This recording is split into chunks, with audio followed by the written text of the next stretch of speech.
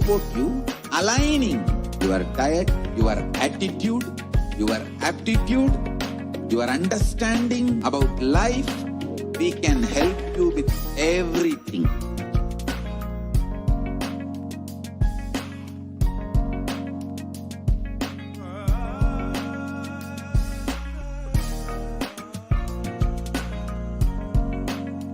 If you are interested in enlightenment, we will immediately bring this to you.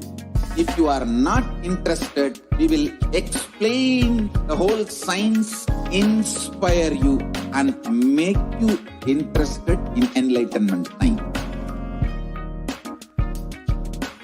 We need to cater this enlightenment science to the whole world wherever they are, because enlightenment is the birthright of all human beings.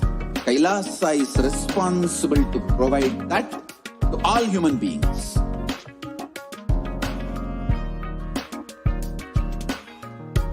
Kailasa is the totality of the knowledge I received from my gurus and practice manifested in my life, perfected by teaching millions of people from all cultures.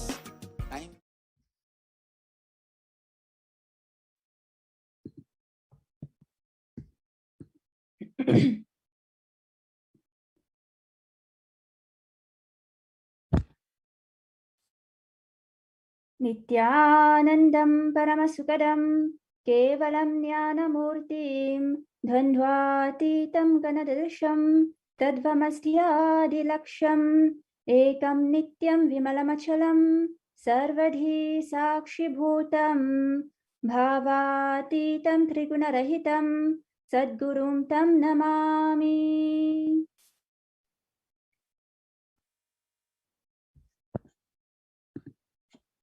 Nithyanandam. Today, October 24th, is the United Nations Day, and on behalf of Kailasa Nation and with the blessings of the Supreme Pontiff of Hinduism, Jagadguru Mahasannidhanam, His Divine Holiness Bhagavan Sri Nithyananda Paramashivam, we welcome each and every one of you on this very important day. We have here delegates of the Sri Kailasa Nation, myself, Ma Vijayapriya Nithyananda, Ma Nitya Katitananda, Ma Nitya Swatantra Priyananda, and Ma Nitya Mahakatitananda. Today is the perfect opportunity to gather from all around the world to pay tribute to the United Nations for their extraordinary contributions to humanity and to discuss how Kailasa's Uniting Nations, founded and led by the Supreme Pontiff of Hinduism, Jagadguru Mahasannidhanam, His Divine Holiness Bhagavan Sri Nithyananda Paramashivam, has taken the responsibility to achieve the Sustainable Development Goals of 2030 as declared by the United Nations for a peaceful and sustainable future. Who is the Supreme Pontiff of Hinduism?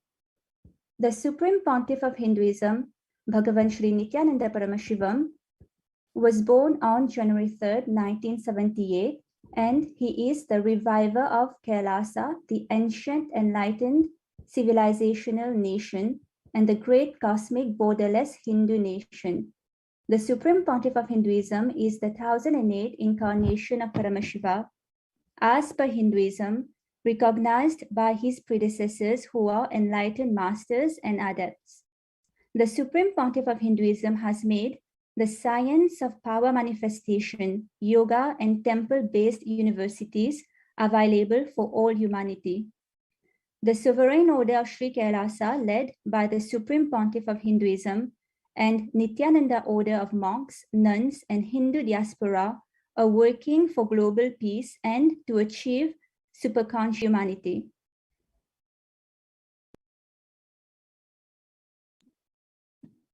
Ordained as the 233rd Guru Mahasannidhanam Pontiff of Kanchi Kailasa Sarvanyapitam Tondai Mandaladinam, the 203rd Emperor of the Surya Vamsa Surangi Samrajam, Present 293rd Jagatguru Mahasannidhanam, Pontiff of Kailasonnata Shamalapita Sarvanyapitam, Mahamandaleshwar, Supreme Spiritual Head of Mahanirvanyakada, the largest apex monastic order, ordained as the 1008th Acharya Mahamandaleshwar, the head for all spiritual leaders of Attalakada, the ancient apex body of Hinduism, the present 23rd Guru Mahasannidhanam of Dharma Mukti Swargapura Madinam, the incumbent emperor of the Suryavamsa Surangi Samrajam kingdom, elected as the supreme pontiff of Hinduism in 2015 by a congregation of over 1,000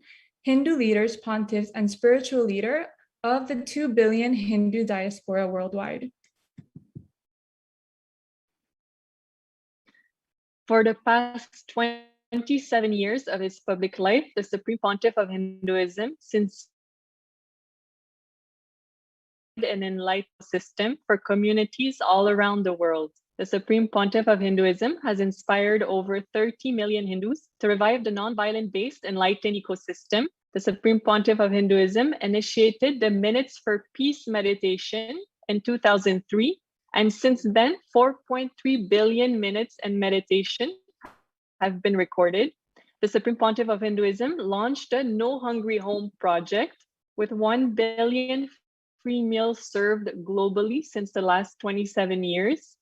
During the COVID-19 pandemic, the Supreme Pontiff of Hinduism opened his monasteries as a sanctuary for thousands of families, their quarantine facilities with all amenities provided for free of cost, and founded the Nithyananda Hindu University, which is the world's largest Hindu university with 1.65 million enrollments, 2,700 courses with over 450 extended campuses in more than 150 countries, with more than 10,000 hours of spiritual discourses on ancient rare spiritual manuscripts. The Supreme Pontiff of Hinduism is also a strong advocate of vegetarianism, and he is a defender and upholder of women and LGBTQ+ rights. The Supreme Pontiff of Hinduism has built 11 temples in North America and 150 temples around the world, with 10,000 females served daily, over 250,000 programs conducted, including free daily yoga and meditation classes.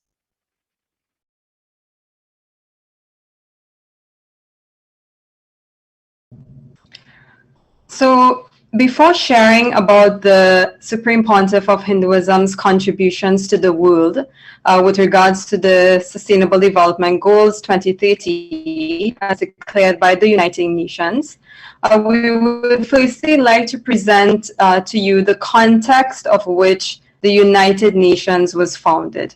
The United Nations, which now comprises of 193 member states, is an international organization which was founded in 1945 after the Second World War. And at that time, 51 countries unanimously committed to maintaining peace and security, developing friendly relations amongst nations, promoting social progress for better living standards and human rights.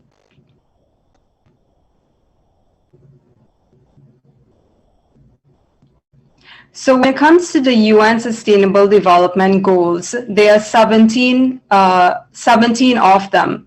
And mostly they were adopted by world leaders in September 2015 at an historic UN summit, which came into force on January 1st, 2016. The objective was to produce a set of universal goals that meet the urgent environmental, political, and economic challenges facing our world. The goal was to mobilize more governments, civil societies, businesses, calling on all people to make global goals their own. So as described by world leaders, the Sustainable Development Goals of 2030 are a guide, essentially a to-do list and a blueprint for success. They are an agenda to balance human prosperity with protecting the planet, and also shows a bold commitment to tackle some of the world's most pressing challenges facing today.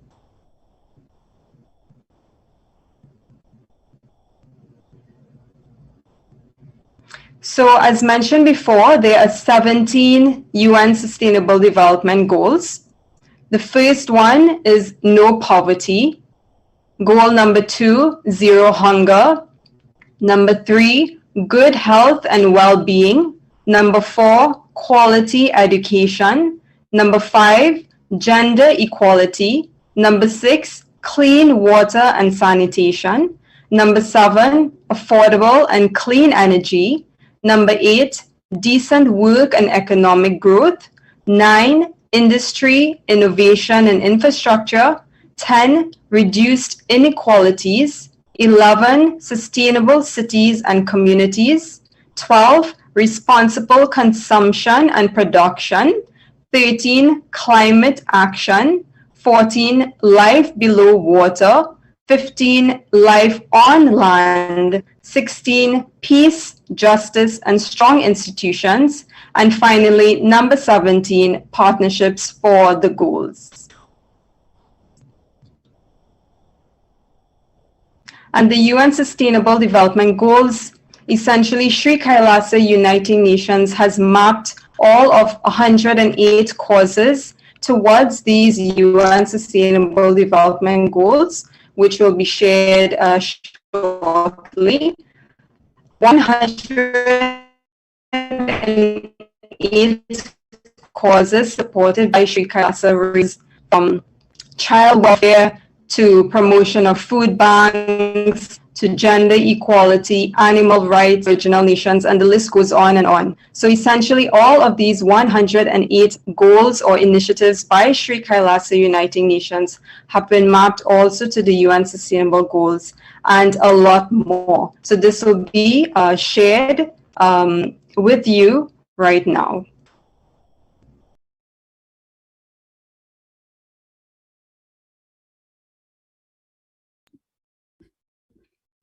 So similarly to the context which led to the creation of the United Nations, Sri Kailasa Uniting Nations was founded by the Supreme Pontiff of Hinduism as a survival need.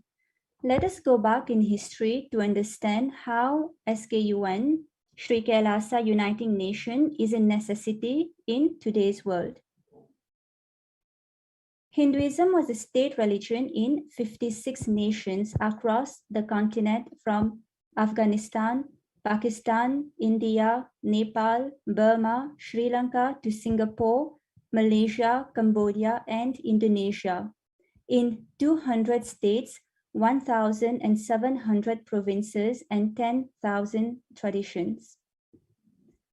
Centuries of the combined forces of foreign invasions, political upheaval, and religious persecution systematically exterminated 98% of the world's oldest living civilization, the Hindu enlightenment ecosystem.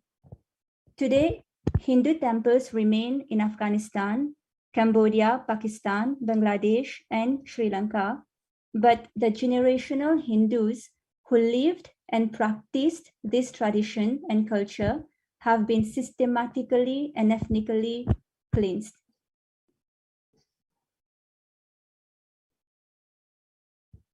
So to preserve the most ancient enlightened ecosystem in the world, as per Hindu scriptures, the Supreme Pontiff of Hinduism declared the independence of the sovereign state of Sri Kailasa as per internationally accepted norms. Following the coronation to establish Kailasa worldwide at the age of just 16, for the past 27 years, the Supreme Pontiff of Hinduism, Sri Nithyananda Paramashivam, as the face of the unified Hindus, has been single-handedly, tirelessly inspiring the dispossessed Hindu diaspora to reclaim their Hindu-centric freedom and stand unified for the centuries-old Hindu genocide.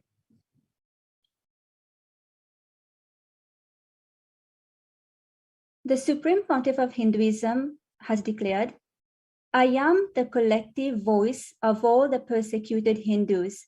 I will revive and rebuild a Hindu nation built on Vedagamic principles as a refuge for all practicing and aspiring Hindus, a safe haven for all persecuted Hindus.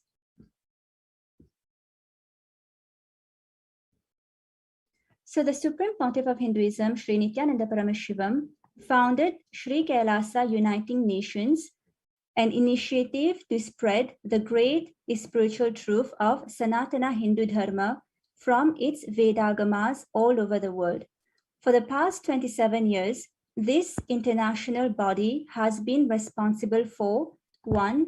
Building relations, building dialogues, inspiring leaders, and uniting nations towards acknowledging the Hindu policies which are universal and life positive as referenced from the ancient text of Hinduism. This is the ahimsa, the non-violent way of bringing acknowledgement to the horrors of the Hindu genocide, the untold facts of the darkest act of mankind on earth, to the most contributing civilization, Sri Kailasa.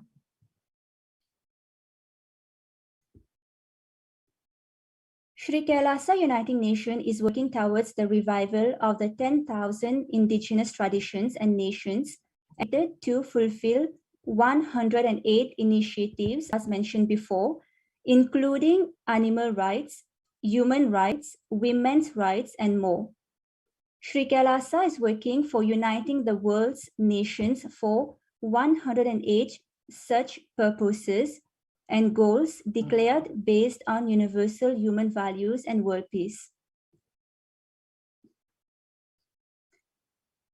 So you can see all the 108 causes taken up by Sri Kailasa Uniting Nation on Sri Nithyananda Paramashivam page, official page, Sri Kailasa's official page on the website below.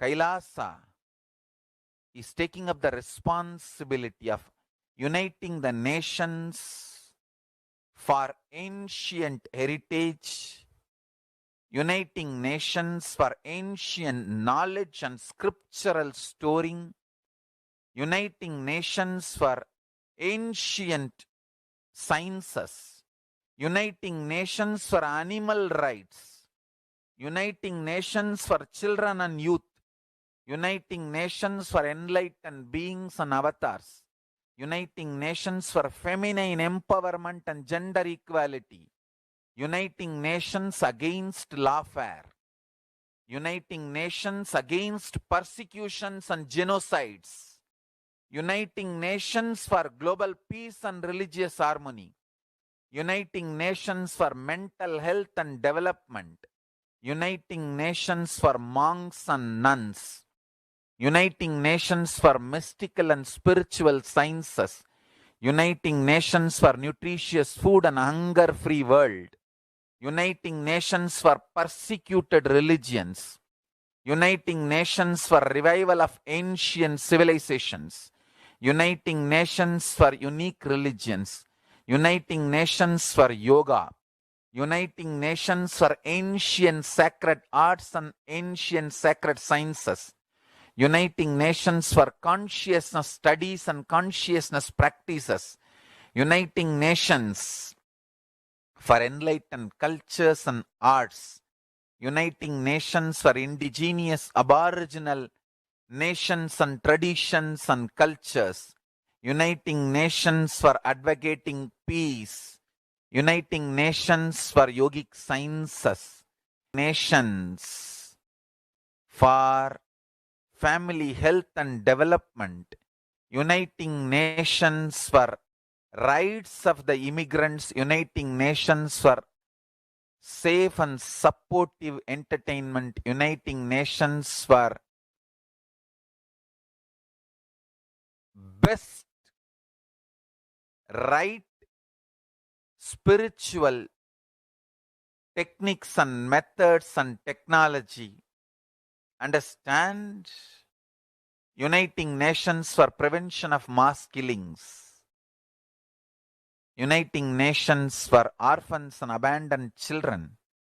Uniting nations for furthering the researches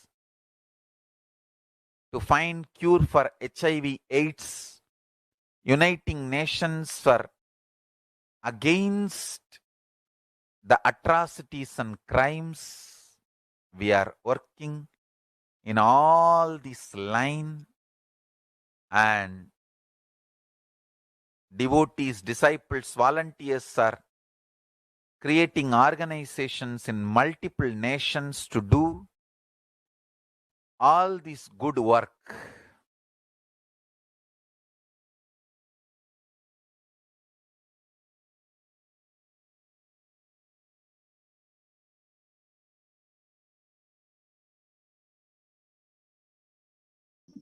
Now, the first Sri Kailasa United Nations cause we are presenting today is ending poverty, which relates to the United Nations Sustainable Developmental Goals, number 1, ending poverty. Poverty, as defined by World Vision, is not just about money, but also includes issues of access to services such as healthcare and education, marginalization, and exclusion. Since 1990, more than 1.2 billion people have risen out of extreme poverty. Now, 9.2 of the world survives on less than $1.90 a day, compared to nearly 36% in 1990. But the COVID-19 pandemic has jeopardized the future of the next generation as it threatens to reverse years of progress in the fight against global poverty and income inequalities.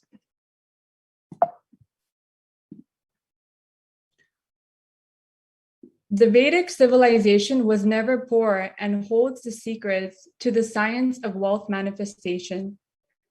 In fact, the 56 Hindu nations which once existed lived in abundance until 1757. Bengal was the richest province in the whole world. The Vedic civilization offered from the space of Advaita, living in peaceful coexistence with one another, fulfilling their respective responsibilities, thereby equally contributing to the prosperity and stability of the society. We have one Shastra Pramana that we would like to share with all of you. So in Bhagavad Gita, chapter 2, verse 47, Lord Krishna shares an important Hindu principle with all of us, which guides us towards living a life that is based on responsibility instead of being driven by greed, and thereby ensuring the stability and the prosperity of the society. So the translation goes, you have a right to perform your prescribed duties, but you are not entitled to the fruits of your actions. Never consider yourself to be the cause of the results of your activities, nor be attached to inaction. We also wanted to share a beautiful Apta Pramana with all of you. So when we read the narration of how the Hindu nation ruled by Bhagavan Rama lived, we can see how stable and prosperous the society was. So the reference is from Valmiki Ramayana, Yuddha Kanda, chapter 128, verses 99 to 101. People survived for thousands of years with thousands of their progeny, all free of illness and grief. The trees there were bearing flowers and fruits regularly without any injury by pests and insects. The clouds were raining in time. The wind was delightful to the touch. Every caste were performing their own duties, satisfied with their own work, and bereft of any greed. People were intent on virtue and lived without telling lies. All the people were endowed with excellent characteristics. All were engaged in virtue.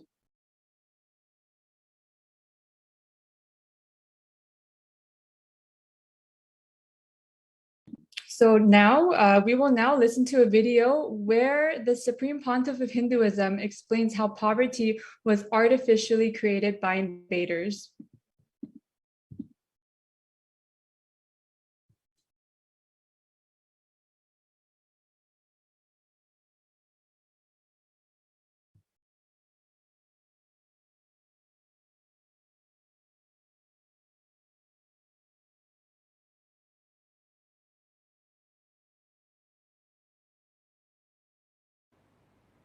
The Macaulay's education,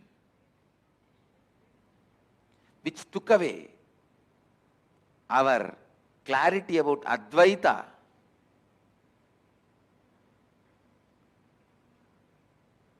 The colonial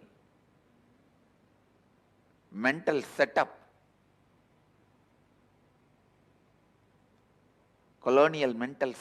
is our SDHD, self-doubt, hatred, denial.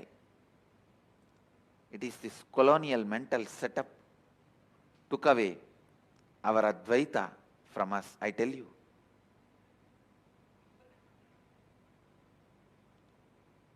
First of all,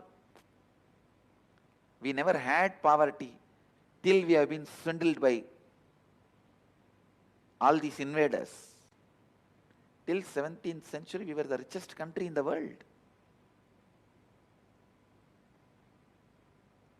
We never had poverty. The poverty was imposed on us to break our confidence. The artificial famines created by the British Empire,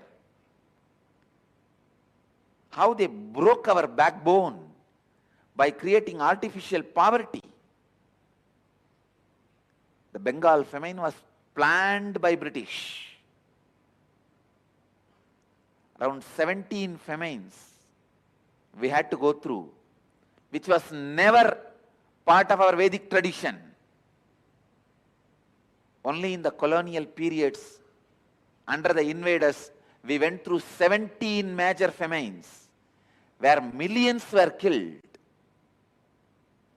It is just to break our confidence on our Vedic tradition, on our lifestyle, on our thinking pattern.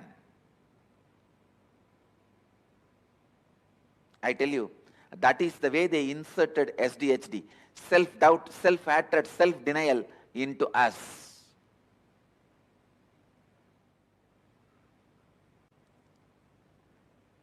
They swindled the country. Ships and ships of gold from this country has been shipped out.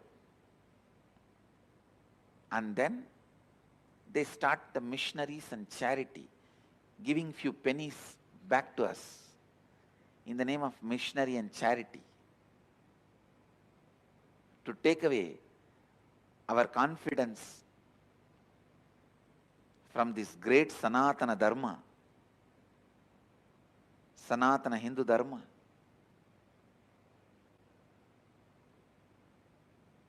Many times people ask me, why do you wear this gold Rudraksha, gold throne? I want to tell you, it is not gold, it's gold painted. Second, I wanted to remind you guys the richness, the way the Vedic tradition lived, the richness we had in the Vedic tradition. Unfortunately, all the good things, auspicious things are attributed to the Western colonial lifestyle. The other day I was browsing through some of the photographs of the recent museum inaugurated in the Rashtrapati Bhavan in India. I was feeling so sad. All the best things we are showcasing is from the colonial era. Only the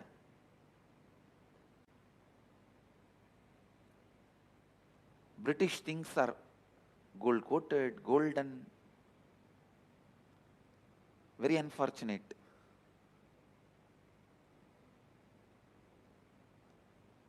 The idea of best life is somehow associated with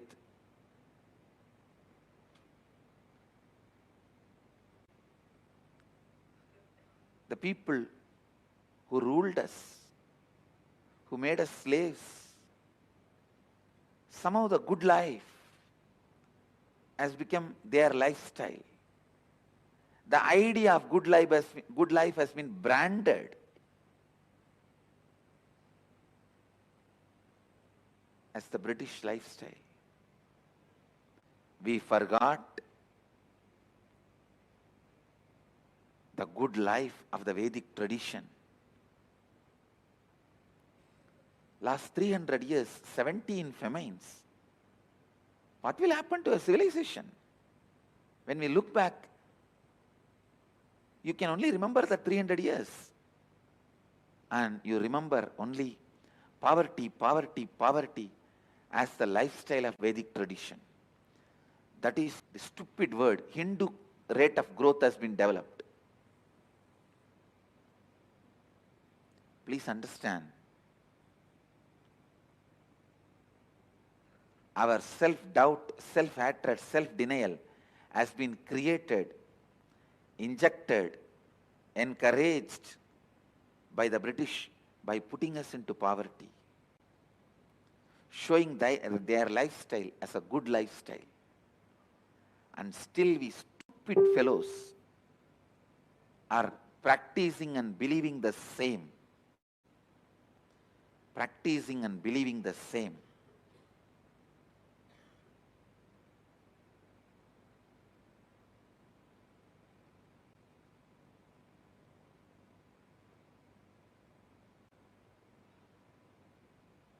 We should tell the world Vedic lifestyle, Vedic beliefs is good life.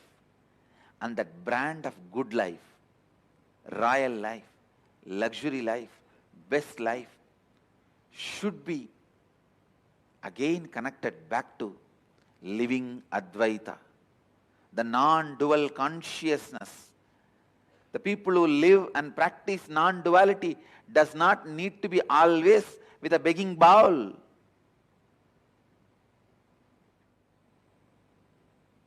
We picked up the begging bowl voluntarily because that is the only way we can relate with you. We will have the opportunity to come to your doors, not to receive but to give. Mahadeva picked up the begging bowl not to beg from you. He doesn't need to eat anything, or he can eat anything. He doesn't need to eat anything, or he can eat anything. He did not pick up the begging bowl to receive something from you, to come to your doorsteps so that you see his grace, the grace he carries, and may follow living Advaita. 43 millions of people in Bengal starved to death by artificial famine created by British. This was the last effort to break our confidence that we won't be able to survive on our own without British ruling us.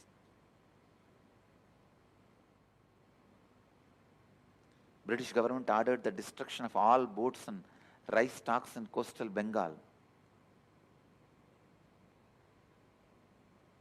And it exported 70,000 tons of rice for the use of British troops and British civilians.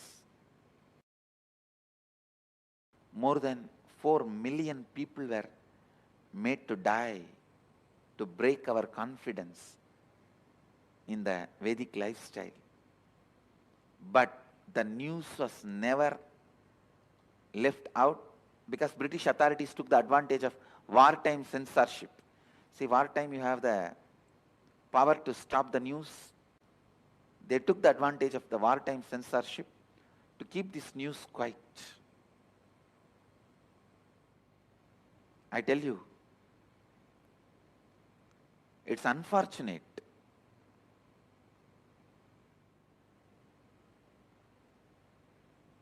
Even we started believing The reason for our poverty, our suffering, all the bad things is our lifestyle and our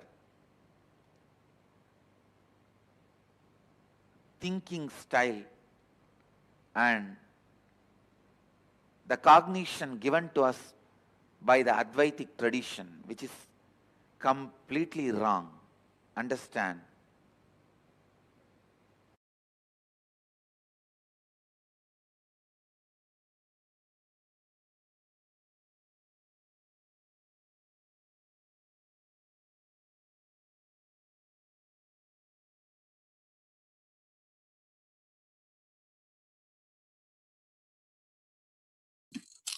The Supreme Pontiff of Hinduism explained that the whole Bengali Sikh was destroyed due to the fear of mass deaths where thousands died because of the artificial famine. They lost their morale. They lost the morale of trusting life. The whole Bengali consciousness was suffering with the root pattern of life is cruel. To clean and heal the collective consciousness, the Supreme Pontiff of Hinduism has conducted multiple workshops on the secrets of manifesting wealth as per the Hindu scriptures and initiated thousands into wealth consciousness. Another of the many initiatives launched by the Supreme Pontiff of Hinduism as a direct path towards poverty eradication, gender equality, self-empowerment, empowerment of tribal women, and inclusive economic growth by launching initiatives such as the Nithyananda Lakshmi Microfinance Scheme. This special venture launched by the Supreme Pontiff of Hinduism in 2009 continued since then, specifically supports rural and urban women. The Supreme Pontiff of Hinduism's religious order, which entered into microfinance as early as 2009. The Supreme Pontiff of Hinduism has conducted multiple workshops on the secrets of manifesting wealth as per the Hindu scriptures and initiated thousands into wealth consciousness.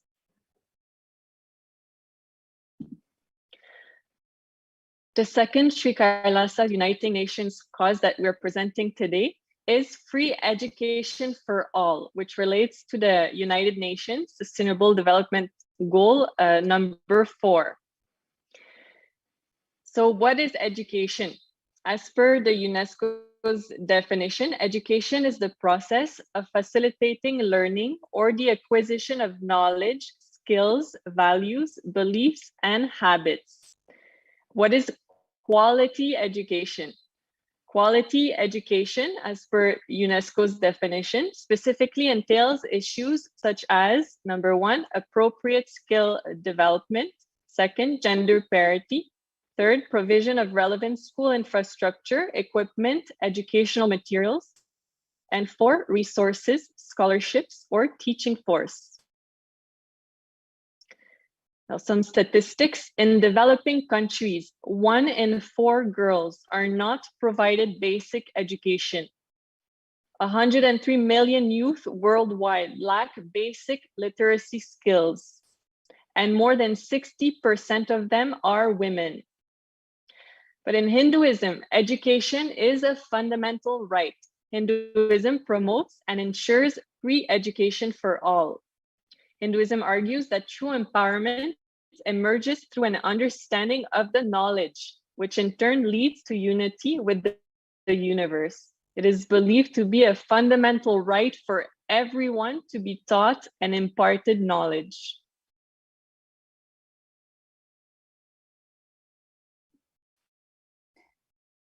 In the Bhagavad Gita, chapter 13, Lord Krishna gives us the definition of knowledge in 5 verses. The verses say, next slide.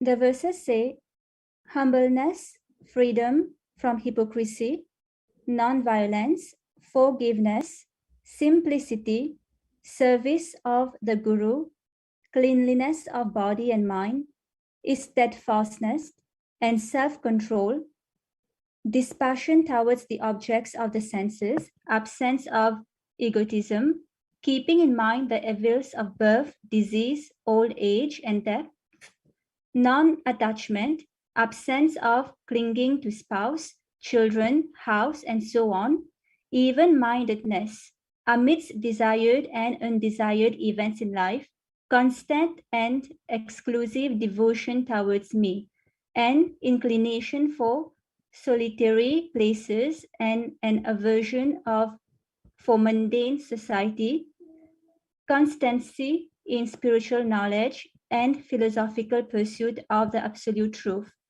All these I declare to be knowledge, and what is contrary to it I call ignorance.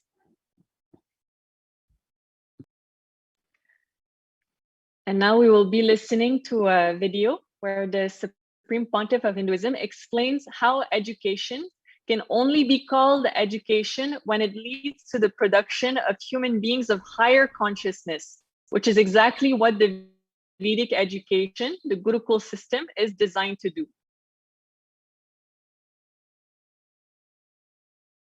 Only when the education is producing the human beings of higher consciousness, it can be called as education.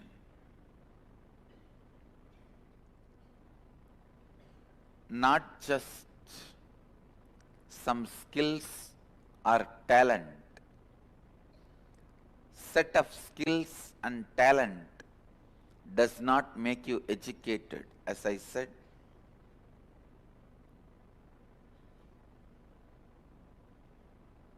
Uneducated are those who are educated only in schools.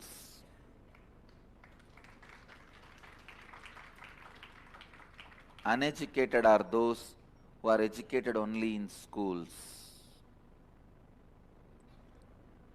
Please understand, in any civilization, any culture, any country, any society, if there is a peace, there will be a lot of research and development. The Hindu civilization, 95% of the monuments we built are monuments for education. 3% is for great educators and teachers. Understand? All our temples are not monuments of some war victory. It's a place for education in memory of the great teachers and educators. It's a Samadhi of Siddhas. Based on the monuments, you can understand what was highly respected in that civilization, in that society. There was so much peace, so much of research, development, so much of knowledge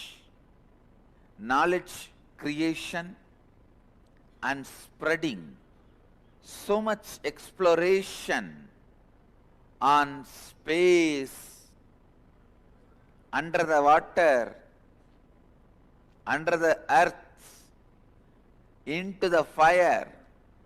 So much has been done, so much knowledge was available.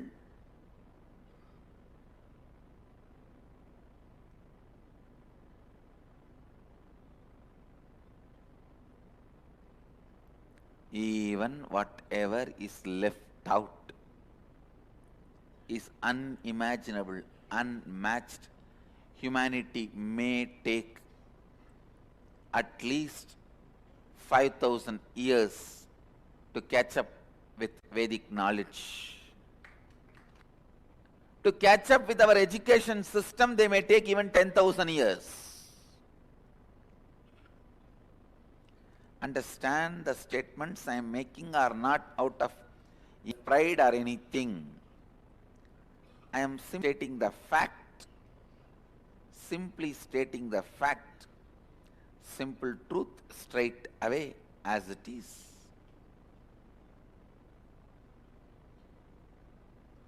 Simple truth straight away.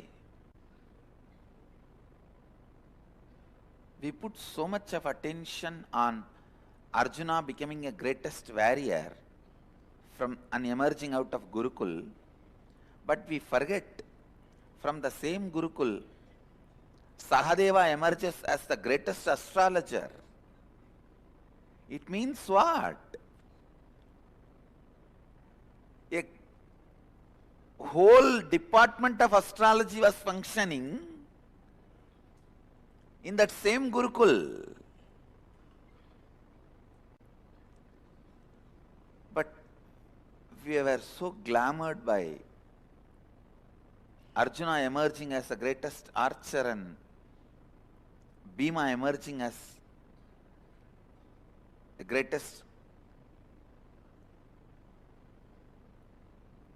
wrestler.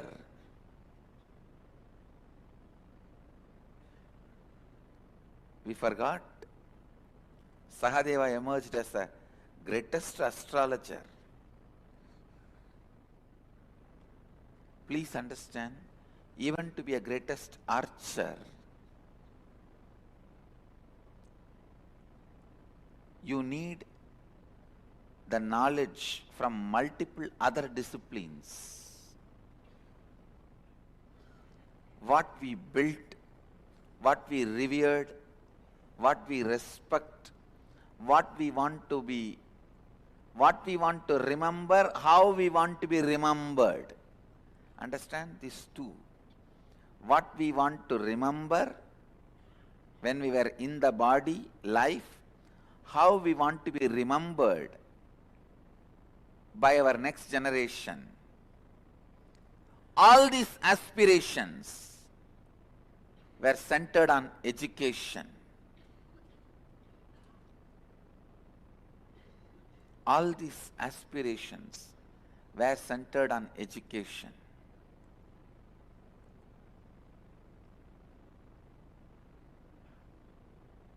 So much of knowledge on physical health, mental health, consciousness, powers of consciousness, so much was available. Our education system, our Gurukul system, making human beings should again become the mainstream education system.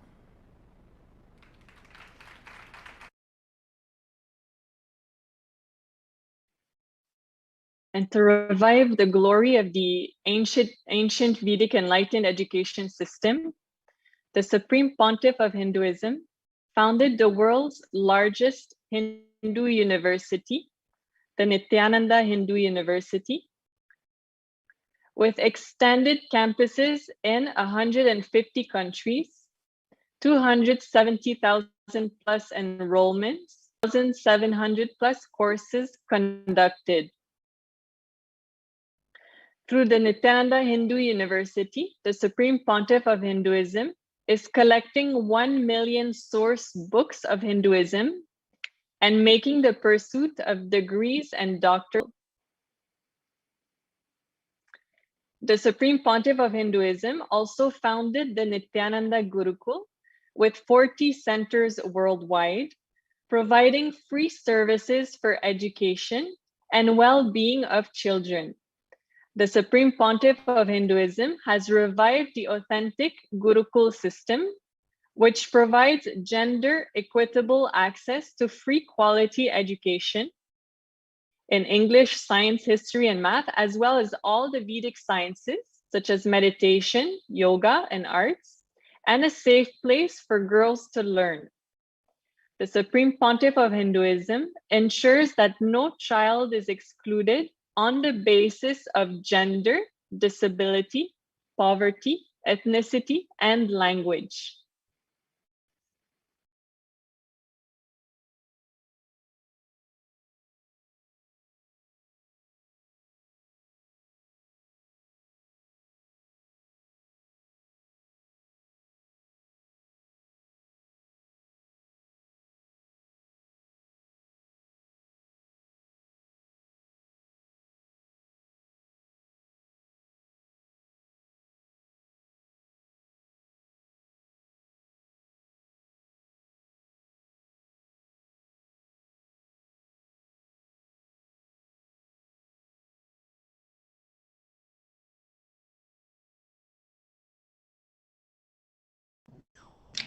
Okay, so while we get the slides up and running, we will now move into renewable energy and affordable and clean energy. And this is mapped to the UN Sustainable Development Goals number 7, which is clean and affordable energy. So by now you may have understood the entire context of Sri Kailasa Uniting Nations, the 108 initiatives led by the Supreme Pontiff of Hinduism, His Divine Holiness Bhagwan Nithyananda Paramashivam, and how all of this is being mapped to the UN Sustainable Development Goals.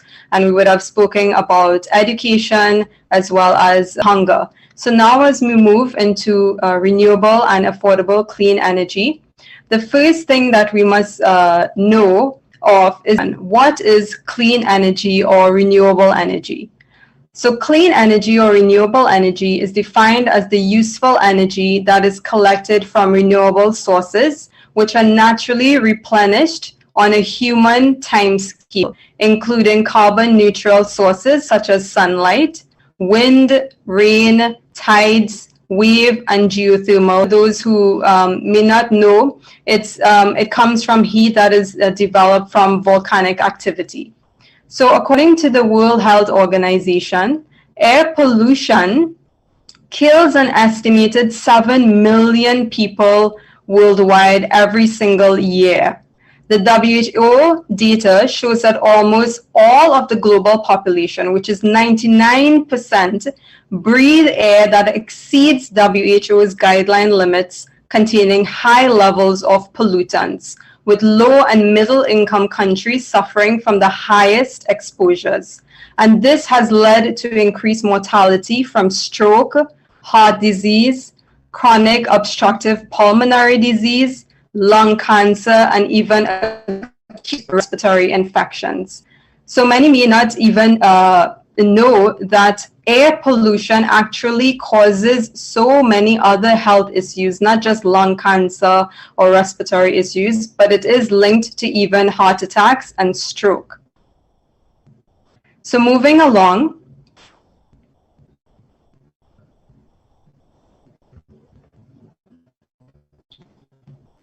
the Supreme Pontiff of Hinduism has spoken many things and shared many revelations from the ancient civilization. And he spoke very clearly about the Vedic sciences and technology when it comes to affordable and clean energy. And he says that a source of energy that is completely sustainable actually exists. And it's a kind of technology that operates from the power of consciousness. So this is something that is not yet widely known to mankind. Actually, very recently, Swamiji mentioned that the fifth force of the universe is the power of consciousness. And only 4 main forces are really known to mankind. So he mentioned that the records of the Mahabharata actually revealed that a source of energy was commonly used in those times in the use of astra shastras and weapons, such as the Nagastra and the Brahmastra, which operated again from consciousness alone. So how was all of this possible? Well, we'll find out more. So during an interview with the Avatar, Holiness Bhagwan Nithyananda Paramashivam, was asked to him regarding affordable and clean energy. And this said, the present technology, which we can trace very clearly to the Industrial Revolution, and you know the technology you use, it actually destroys Earth. In Vedic technology, there was something like that, and I suppose that was much advanced than present technology. So are we going to do anything on this aspect? So we will now move into the actual video where Swamiji spoke about this ancient way of creating energy and sustaining energy from the most sustainable source, which is consciousness itself.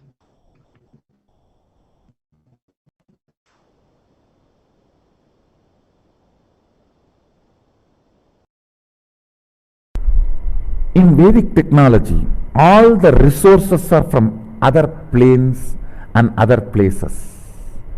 We were importing. Surya comes and gives his powers.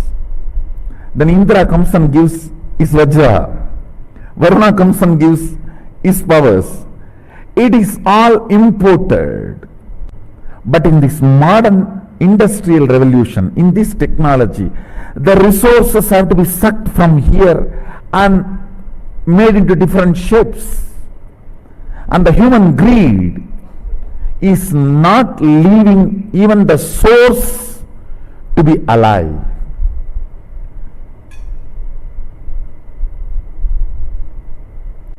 This is my responsibility. I will have to find alternative resources, fuel, energy, and bioenergy. For all these three, I have to find alternative resources which does not belong to this planet, which belongs to other plane where the resources are endless. See, the other plane resources, one good thing is such large population does not exist in other planes. That's one. Second, such large demand does not exist there. People ask me, why did you not reveal this whole science of power manifestation in 2003 or 2002? I should tell them, I am very clear, I am putting the whole answer on record. It is not that in 2003, 2004 I do not know this science, but it takes its own time to load it, settle down and open up and reach out to the people. In 2003 itself we have video records, we have video satsangs where I am speaking about this power manifestation, where I am even explaining the procedures. They will be given a Shaktipat in third eye and then they will start reading blindfolded. I am speaking. But it took at least 3-4 years for the whole science to settle down, body to adjust for that vibration, for that frequency, and for that to manifest, and that kind of a disciples to come and receive. The whole thing to become a demonstrable Sakshi Pramana. It took at least 3-4 years. Same way, now I know the Shastra Pramana and Apta Pramana, and even as Atma Pramana, that it is getting downloaded. Just today I was telling that the Aushadha for immortality is already become my Atma Pramana now, which was Shastra Pramana, Apta Pramana. It is already now my Atma Pramana. Today only I said, let it be on record, at least for the sake of history. For this to become Sakshi Pramana, I am roughly looking at next at least 2 years. All these sciences are not dead. We just need to take the responsibility to receive them and manifest them and properly organize it to make it user friendly and reach it out to the humanity. I should say my whole mission is that only. My whole life is that only. And surely, at least within next 5 years, I will find an alternative resource. Fuel, energy and bioenergy. When I use the word bioenergy, the energy which is needed to run the body. There will be, actually there is, the external resource which can make the human body without any food or the water or any need from this plane. So the preliminary understanding which I received, I started sharing through the Nirahara Samyama. But now I know there is a clear resource available.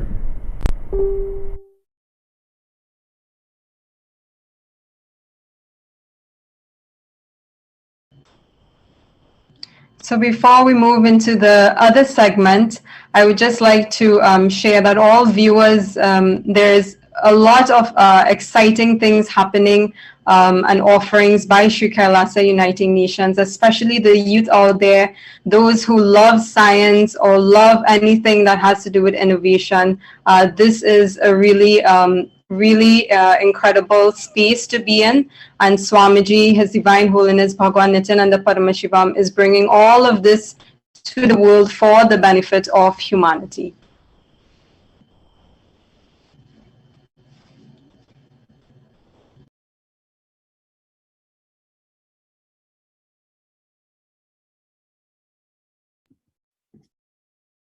So the fourth Sri Kailasa Uniting Nations that we are going to present today is the SOSK's partnership, meaning the Sovereign Order of Sri Kailasa's partnerships. Over the past 27 years, the Supreme Pontiff of Hinduism has successfully formed an efficient network of religious peacekeepers made up of international humanitarian agencies, which are now active in over 100 countries. Specifically, the Supreme Pontiff of Hinduism has launched the 6 international Om mandates for the betterment of mankind, and they include the saffron Om, the red Om, the white Om, the yellow Om, the green Om, and the blue Om.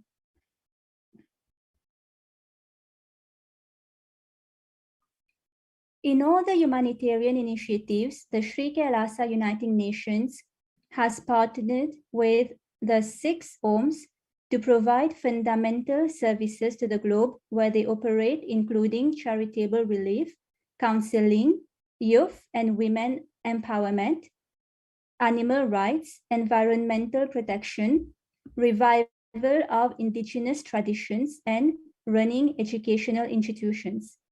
By doing so, the Pontiff of Hinduism works to raise humanity to the next level of conscious evolution through spiritual strength, thereby leading the way to a sustainable future.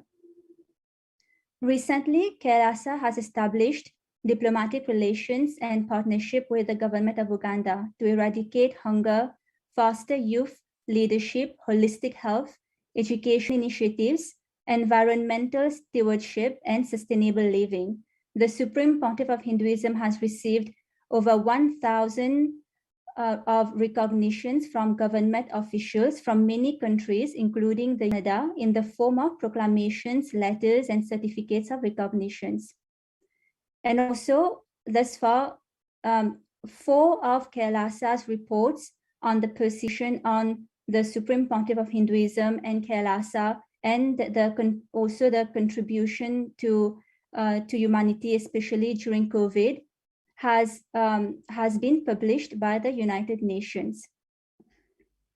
And some of the reports, the media disinformation in India, which was published by the United Nations Special Rapporteur for Freedom of Opinion and Expression, the persecution of the Supreme Pontiff of Hinduism and indigenous women of Kailasa, and also a report on femicide against women, published by the United Nations, and Kailasa's COVID care solutions and multilateralism.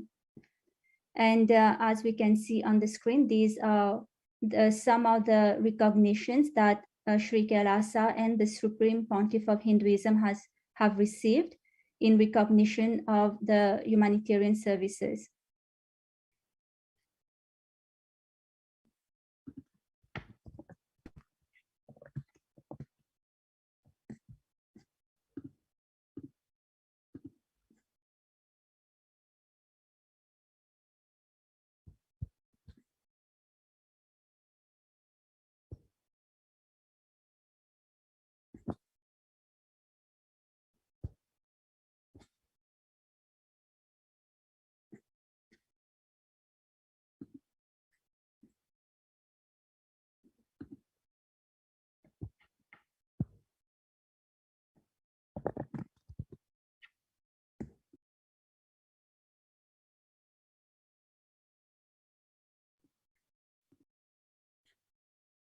Yes.